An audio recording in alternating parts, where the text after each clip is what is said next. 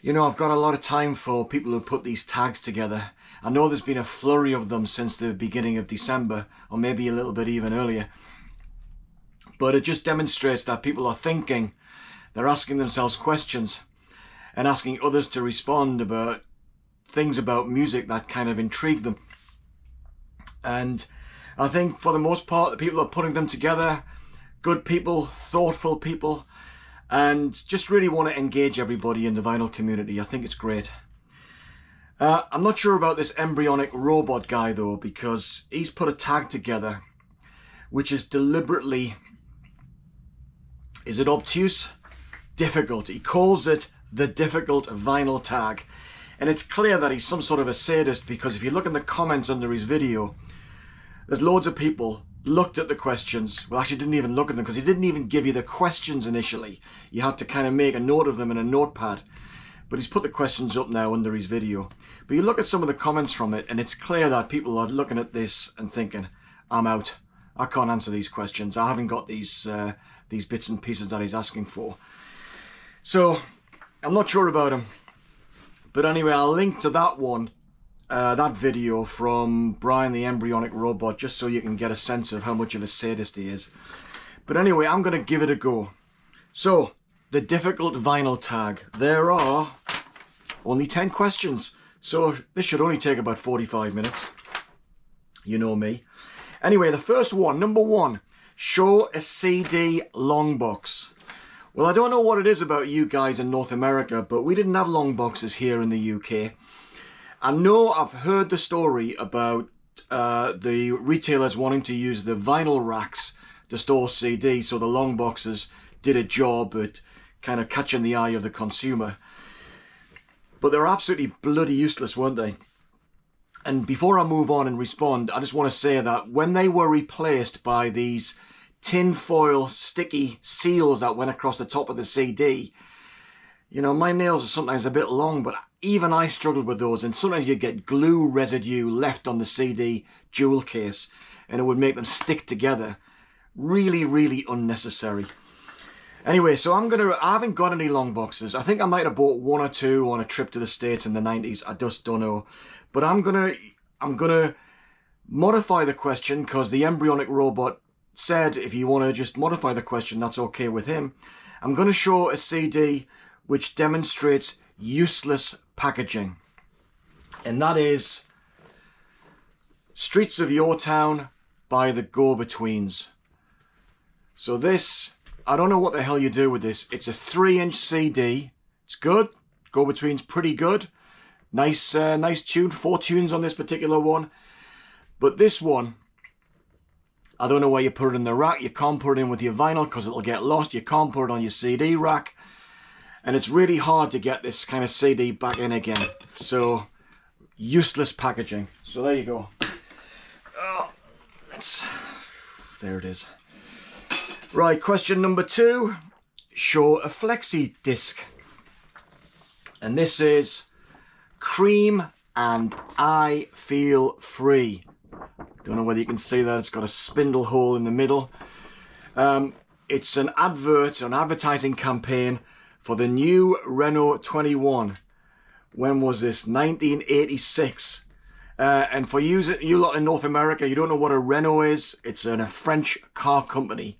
And I can feel the French vinyl addict's heart pounding with pride.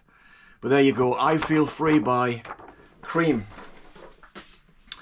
A record with a timing strip or a time strip on the jacket. I'm not well connected enough to get old DJ copies of records with the timestamp across the front, but I did in the 1990s. I started to hoover up quite a lot of jazz, and here's one example, and obviously it's a repress on Capitol EMI, which British pressing of The Birth of the Cool by Miles. So what's this got to do with timing? Well, I bought a few Miles albums, and all of them came with timings for each of the tracks on the album. So I don't know whether that's just some enthusiastic listener or whether that's a record you know, kind of a local record shop, local radio station, who thought, I think I need to do this to help the DJ. I don't know, but Brian, that's the best I can do, mate. So there you go, The Birth of the Cool by Miles Davis. Classic album. Right. Okay, a live CD or LP where you were in the audience. Now, Genesis fans will know this album, Three Sides Live. And this is, I don't know whether it's the American version or the USA version or the North American version. It's on Vertigo. But on side 4 here, so it's 3 sides live, side 4 are singles and B-sides that were released during this period. 1982 this was released. What an absolutely stinker of a cover as well, isn't it? Wait for this fantastic shot within the middle of the gatefold. How rubbish is that? Anyway, that's the North American one. I wasn't at any of the gigs where these tracks were recorded. However, the British version on side 4 came with live tracks. One for the Vine, Fountain of Salmacis, and It/Watcher of the Skies. And It/Watch of the Skies was recorded in July 1976 at Glasgow Apollo, and yours truly was there. One of my top 3 gigs of all time. Right, number 5, show a record that is not in Discogs or one that you added. Well, I don't add anything to Discogs, but I've never seen this one on Discogs, but I think this has the definitive version of the Beatles' Obladi Oblada. And it is Top of the Tots, Pop Party, Pop Hits for Today's Kids. And I have to say, this is from Jill's record collection, not mine. It's in a carrier bag under the stairs. But yeah, anyway, is it in Discogs? I wouldn't know, I've not even looked. Why would I? Right, number 6, 7-inch single, 12-inch single of the same track or another combo, CD single plus the 7-inch, etc. And I'm going to go for the Mighty Wah, Pete Wiley, and Come Back. This is the 7-inch. It's a purple period for Pete, and there's the 12-inch. Is the other tracks different from on the back? Come Back and The Devil and Miss Jones. Yeah, it's got different, oh no, combined. And it doesn't matter. I've answered the question, Brian. Don't be hard on me. Right, number 7. Show an album of all the singles from that album, either 7-inch or 12-inch or CD single formats. I think these are all of the singles from this album. And this is New Gold Dream, 81, 82, 83, 84, by Simple Minds, the best album they ever did. And the singles and the order in which they were released, I think, were Promised You a Miracle, which has Seeing Out the Angel on the B-side, Glittering Prize, which has a club mix on the A-side, and Theme, I think it's probably the instrumental, and finally Someone Somewhere in Summertime, the peak of Simple Minds catalogue. Absolutely fantastic song, and a non-album track, Every Heaven Here, but it's got King of White in the crowd. There you go, live version I think. Right, show a record that was bundled with a CD. Quite a few of those. I think they tried the download cards. They still do, don't they? But some artists and record companies put the CD together, and this is one really good one. I'm pleased I got this one, and that is the Flaming Lips, Star Death, and White Dwarfs, with Henry Rollins and Peaches doing Dark Side of the Moon. Now, when was this? This is the CD, by the way. This is the CD, came in a little cardboard little case there. Have we got a date on this? I don't know, but it's their version of Dark Side of the Moon. And it's as ramshackled as you would expect, and psychedelic as you'd expect. Pretty good though. Right, that was number 8. 2 questions left. Show a box set on both CD and vinyl. Now, I did a video a couple of days ago, And somebody asked the question is, when will you start selling your CDs and your vinyl and so on and so forth?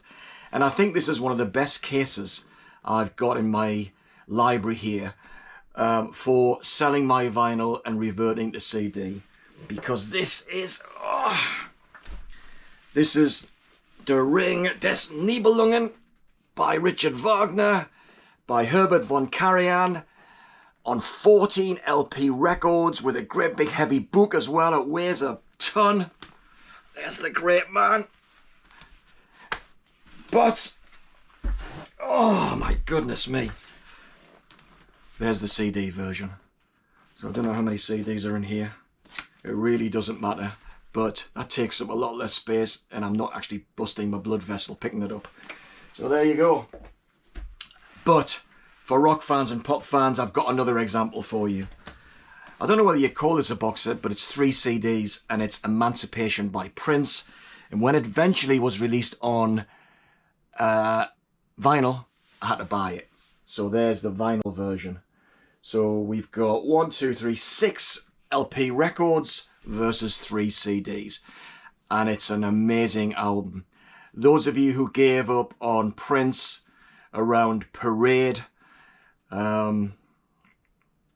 or even Purple Rain, if you'd stuck with them, you would have enjoyed the great pleasures that are in this album here that came in the 90s. Fabulous. Finally, where's my glasses gone? Oh, here we are.